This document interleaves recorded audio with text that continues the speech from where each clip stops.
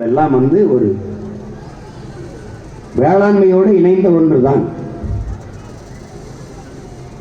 இங்கே நம்முடைய பாண்டியன் சொன்னது போல பனையை அழிக்க வேண்டிய பனையின் அவசியத்தை அதன் தேவையை ஒழிக்க வேண்டிய அவசியம் இவர்களுக்கு இருக்கிறது.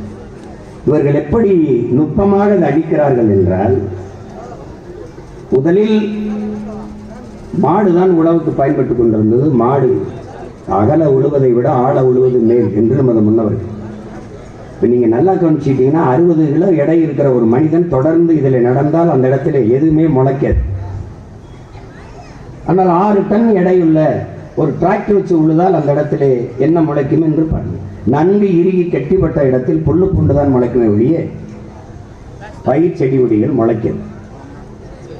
அப்படி இருக்கும்போது மாடு வைத்து உழுது கொண்டிருந்தவன் இந்த உழவு எந்திரத்தை கண்டுபிடிக்கிறான், டிராக்டரை. அதை சந்தைப்படுத்துவதற்கு அவனுக்கு இந்த மாடுகளை ஒழித்தால் தான் இந்த டிராக்டரின் அவசியம், அந்த தேவை அதிகரிக்கும். அந்த பயன்பாட்டுக்கு வருவான் உழவன். அப்ப